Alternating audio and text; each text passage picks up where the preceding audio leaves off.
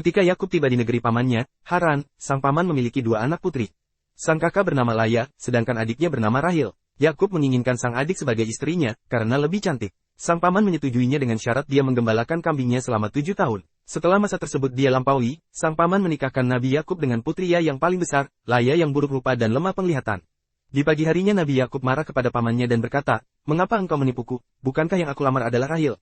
Sang paman menjawab, "Sesungguhnya bukan kebiasaan kami menikahkan adik sebelum kakaknya. Jika kamu suka adiknya, maka bekerjalah, mengembalakan domba, selama 7 tahun, lagi, baru aku akan menikahkanmu dengan dia." Setelah 7 tahun berlalu, akhirnya Yakub dapat menikahi sang adik. Hal tersebut dalam ajaran mereka saat itu dibenarkan, menikah dengan kakak beradik, baru kemudian dihapus dalam syariat Taurat. Dari pernikahan dengan kedua kakak beradik tersebut Yakub mendapatkan keturunan yang banyak. Yakub juga mendapatkan keturunan dari masing-masing budak perempuan milik kedua istrinya tersebut. Dari istri pertamanya, Laya, Yakub mendapatkan keturunan 7 orang anak, 6 laki-laki dan 1 perempuan. Yang laki-laki bernama, Robil, Syamun, Lawa, Yahuza, Isahir, Zablu. Yang perempuan bernama Dinar. Sedang dari budak perempuan Laya, Yakub mendapat 2 orang anak laki, yaitu, Jad dan Ashir.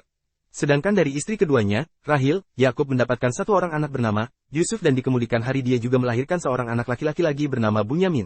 Dan dari budak perempuannya, beliau mendapat 2 orang anak laki-laki, bernama Daan dan Neftali.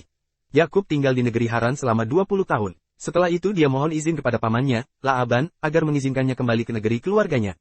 Sang paman mengizinkan untuk kembali, bahkan dia memberikan Yakub binatang ternak yang banyak, karena dia merasa bahwa keberadaan Yakub selama ini telah membawa keberkahan baginya.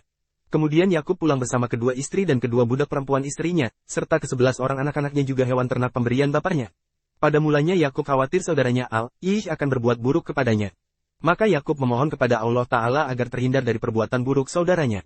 Di samping itu dia pun menyiapkan hadiah yang besar untuk saudaranya, berupa kambing, sapi, keledai dalam jumlah yang sangat banyak. Ternyata apa yang dikhawatirkan Yakub tidak terjadi. Ketika beliau telah tiba di dekat negerinya, sang kakak menyambut kedatangan Yakub bersama 400 orang yang bersujud sebanyak 7 kali kepada mengiringinya. Yakub kakaknya sebagai penghormatan. Saat itu sujud sebagai penghormatan, masih disyariatkan dalam ajaran mereka. Begitu juga halnya sujudnya malaikat terhadap Adam atau sujudnya saudara Yusuf dan kedua orang tuanya kepadanya sebagaimana akan dikisahkan kemudian. Sebelum tiba di negerinya, Yakub tak lupa memenuhi janjinya untuk membangun rumah ibadah di tempat batu yang telah diberi tanda minyak di atasnya.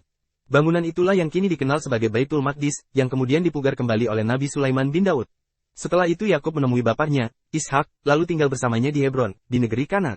Kemudian Ishak meninggal dunia pada usia 180 tahun. Kedua anaknya, Yakub dan Al-Ish menguburkannya di sisi kuburan Ibrahim Al-Khalil di sebuah goa yang telah mereka beli.